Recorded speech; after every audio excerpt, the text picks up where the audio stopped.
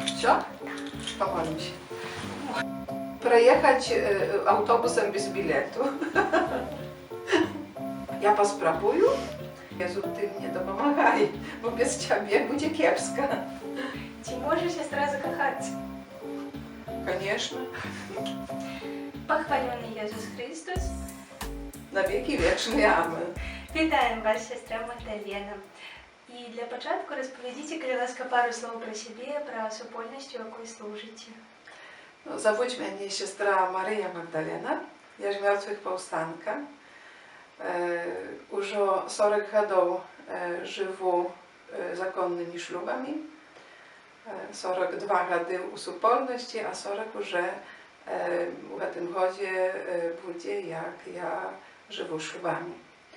No i 24 года я працюю уже на Білорусі, у Новополоцку, у парафії Найсвятейшего Серця Єзуса Христа. Я вельми рада, що я працюю на Білорусі, тому що засновальниця нашої супольності, благословлена Целіна Боженська, народилась на білоруській землі, много годов жила на білоруській землі, і прагненням Маті Целіни було, щоб колись, коли буде така можливість, siostry z martwych powstanki pracowali na jej rodnej ziemi. Тому ja маю honor, маю szczęście odkazać na pragnienie Maci Celiny. Чи можливо, з вашого пункту гледження, приходити на зустрічі молоді, будучи чоловіком, який критикує шмат чого у костюльній структурі і не ховати этого? Я думаю, що молодь, яка шукає правdy, ona może zawsze przychodzić na zустрічі. Тому що Pan Bóg przemawia do człowieka różnymi jakby drogami, przychodzić do człowieka. I my nigdy nie wiemy, jakim czynem przemówić. Тому я думаю, що зустрічі, кожна зустріча, де розмовляють про Пана Бога, де супольно молоді люди моляться, Пан Бог може знайти дорогу до кожного. З якими тяжкостями ви спотикнулись в монашському житті і як їх перебороли? Немає питання. Почекай. Коли я зрозуміла, що Бог кличе мене, щоб я була сестрою з мертвих повстанкою, щоб я йому служила, я віддала своє життя йому.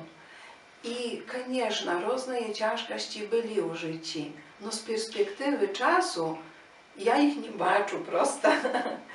One czemuś mnie nauczyli. I ja nie глажу на їх сьогодні, так як на ciężkości. Чи не було думки, що ви вже стомилися молитися, і коли б не було увогуле молитви у вашому дні, як би він проходив? No teraz ja nie uявляю sobie życia bez modlitwy. To tak jak prosto człowiek, jaki lubi drugiego człowieka, i on nie uявляє sobie życia bez jego. Kiedy on odjechał, to już możliwość porozmawiać po telefonu. I właśnie tej osobej, pisanej z wielkiej litery, jest Jezus. I ja nie uявляю sobie nie porozmawiać z Jezusem. Тому не уявляю собі сьогодні життя без молитви. Чи коли-небудь вам не хотілося йти на Імшу?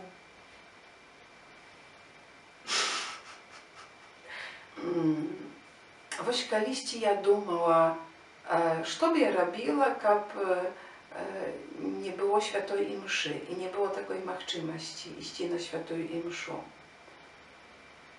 І я подумала собі, це страшно. Nie mogli zустріться з Єзусом. Але, звісно, були такі моменти у житті, коли я йшла, тому що відомо, що треба йти. Такі моменти так само, звісно, були. Я віддаю, звичайно, такі моменти Єзусу і кажу, Єзу, ти дійничай.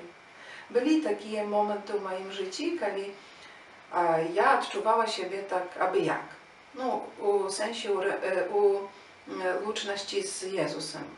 Ja nie odczuwała Jego присутності, i wtedy ja wiedziała, że to coś ze mną nie tak i trzeba coś robić.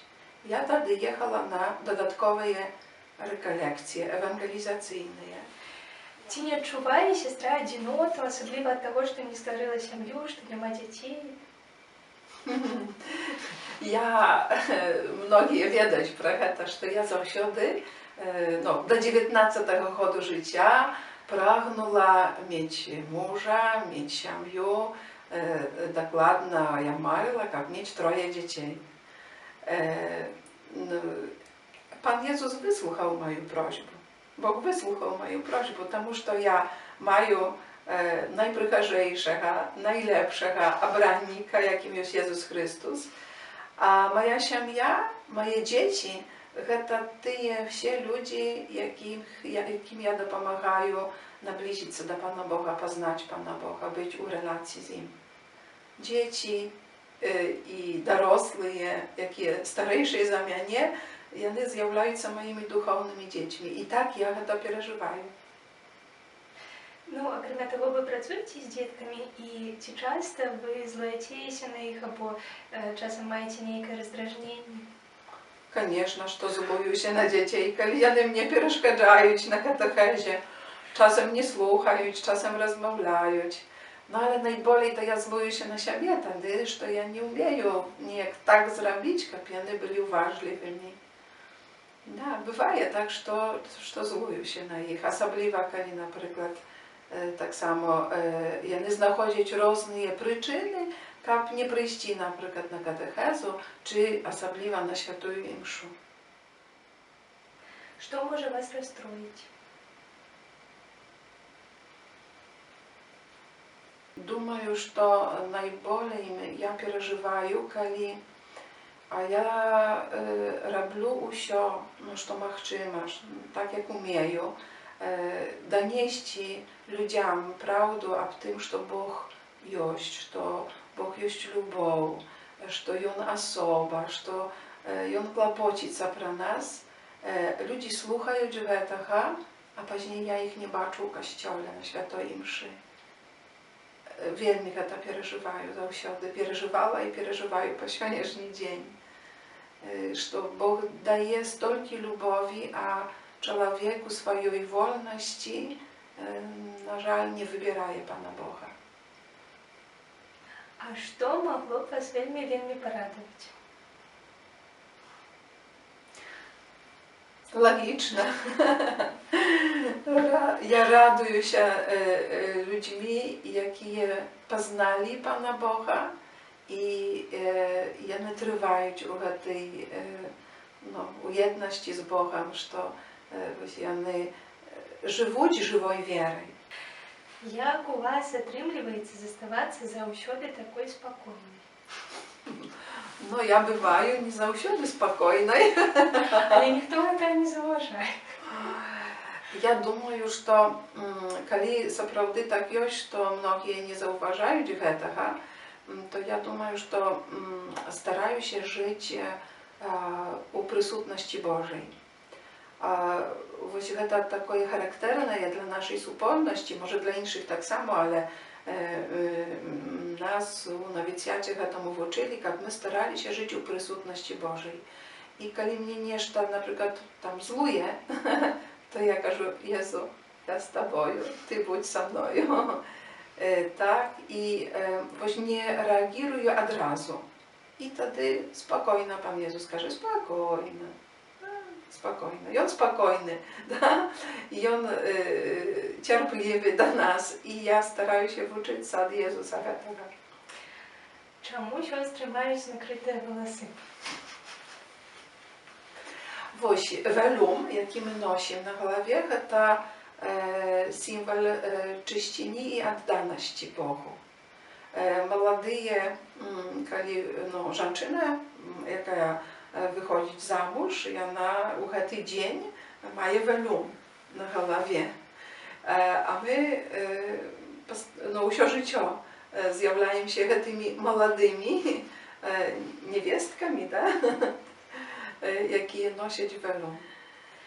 Калі сестра можа адказаць на гэта пытанне, якой даўжыні у вас валасы?